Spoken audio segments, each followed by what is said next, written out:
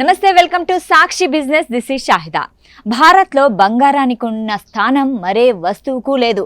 దీన్ని కేవలం ఓ ఆభరణంగానే కాకుండా ఆపద కాలంలో ఆదుకునే స్నేహితుడిలా భావిస్తారు. అందుకే చాలా మంది దీన్ని కొనుగోలు చేసి లాకర్లలోనో లేదా డిజిటల్ బాండ్ల రూపంలోనో భద్రపరుస్తారు. అయితే ఫైనాన్షియల్ యాంగిల్ చూస్తే బంగారం ఓ విచిత్రమైన ఆస్తి.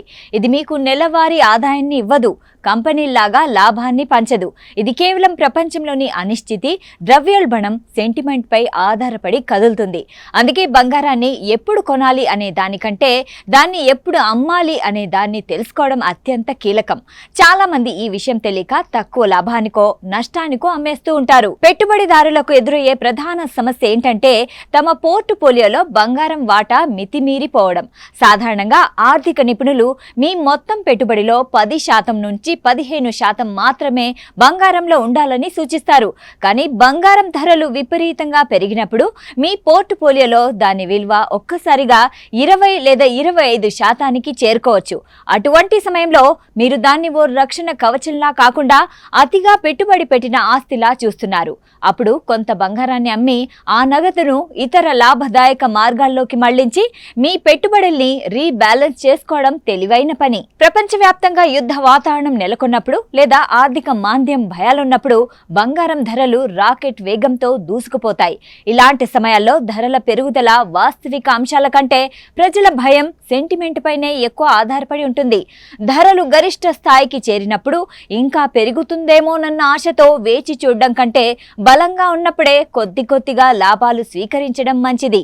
గరిష్ట స్థాయిని ఎవరూ ఖచ్చితంగా అంచనా వేయలేరు కాబట్టి ధరలు ఆశాజనకంగా ఉన్నప్పుడే నిష్క్రమించడం మంచి స్ట్రాటజీ. చాలా మంది బంగారం అమ్మడానికి సంకోచిస్తూ ఉంటారు. కానీ మీకు నిజంగా డబ్బు అవసరమైనప్పుడు దాన్ని ఉపయోగించుకోవడమే సరైన నిర్ణయం. పిల్లల ఉన్నత నిర్మాణం లేదా అత్యవసర వైద్య ఖర్చుల వంటి పెద్ద అవసరాలు వచ్చినప్పుడు మీ వద్ద ఉన్న బంగారాన్ని నగదుగా మార్చుకోవడానికి వెనకాడకూడదు.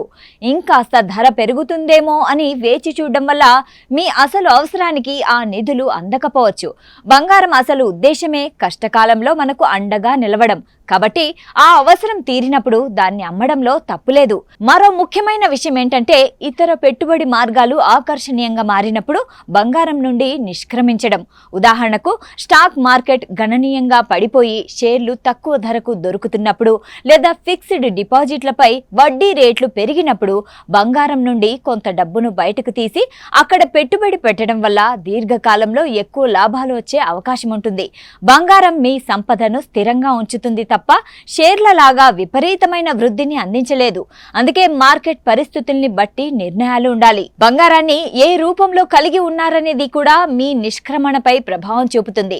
ఫిజికల్ గోల్డ్ లేదా ఆభరణాలను అమ్మేటప్పుడు తరుగు, పన్నుల రూపంలో కొంత నష్టం ఉండొచ్చు.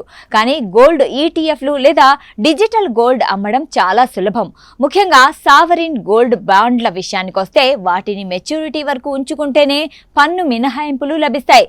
కాబట్టి ఎప్పుడు అమ్మాలి అనే దానితో పాటు పన్ను ప్రయోజనాలను దృష్టిలో ఉంచుకొని ఎలా అమ్మాలి అనేది కూడా ఆలోచించాలి. బంగారం ఒక గొప్ప రక్షణ సాధనం. కానీ దాన్ని గుడ్డిగా పట్టుకొని ఉండకుండా సమయానుకూలంగా వాడుకునే వారే నిజమైన తెలివైన పెట్టుబడిదారులు. సాక్షి టీవీ ప్రసారాలను నిలిపివేయటం చట్టరీత్యా నేరం. సాక్షి టీవీ ప్రసారాల కోసం మీ స్థానిక కేబుల్ ఆపరేటర్ను వెంటనే సంప్రదించండి. DTHలో ఇంటర్నెట్లో కూడా సాక్షి టీవీ ప్రసారాలను వీక్షించవచ్చు.